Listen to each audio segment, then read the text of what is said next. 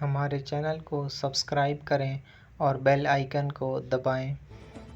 لوگ تاج محل کو محبت کی علامت قرار دیتے ہیں، مگر یقین کریں کہ عثمانی دور میں مسجد نبوی صلی اللہ علیہ وآلہ وسلم کی تعمیر و تعمیرات کی دنیا میں محبت اور عقیدت کی معراج ہے۔ ذرا پڑھیے اور اپنے دلوں کو عشق نبی صلی اللہ علیہ وآلہ وسلم سے منور کریں۔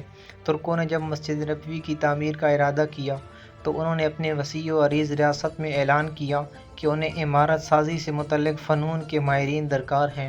اعلان کرنے کی دیر تھی کہ ہر علم کے مانے ہوئے لوگوں نے اپنی خدمات پیش کی۔ سلطان کے حکم سے استنبول کے باہر ایک شہر بسایا گیا، جس میں اطراف عالم سے آنے والے ان ماہرین کو الگ الگ محلوں میں بسایا گیا۔ اس کے بعد عقیدت اور حیرت کا ایسا باب شروع ہوا جس کی نظیر مشکل ہے۔ خلیفہ وقت، جو دنیا کا سب سے بڑا فرما رواں تھا، شہر میں آیا اور ہر شعبے کے ماہر کو تاکید کی کہ اپنے ذہین ترین بچے کو اپنا فن اس طرح سکھائے کہ اسے یکتا و بے مثال کر دے۔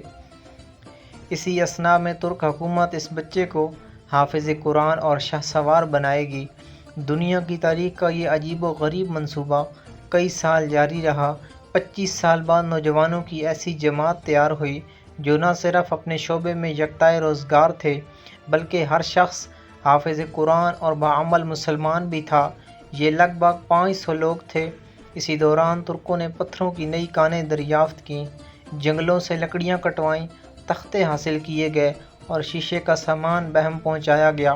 یہ سارا سامان نبی کریم صلی اللہ علیہ وآلہ وسلم کے شہر پہنچایا گیا تو ادب کا یہ عالم تھا کہ اسے رکھنے کے لیے مدینہ سے دور ایک بستی بسائی گئی تاکہ شور سے مدینہ کا ماحول خراب نہ ہو۔ نبی صلی اللہ علیہ وآلہ وسلم کے ادب کی وجہ سے اگر کسی پتھر میں ترمیم کی ضرورت پڑتی تو اسے واپس اسی بستی بھیجا جاتا۔ ماہرین کو حکم تھا کہ ہر شخص کام کے دوران باوضو رہے اور درود شریف اور تلاوت قرآن پاک میں مشغول رہے۔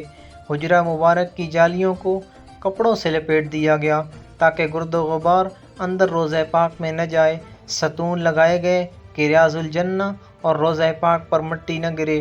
یہ کام 15 سال تک چلتا رہا اور تاریخ عالم گواہ ہے، ایسی محبت، ایسی عقیدت سے کوئی تعمیر نہ کبھی پہلے ہوئی اور نہ کبھی بعد میں ہوگی۔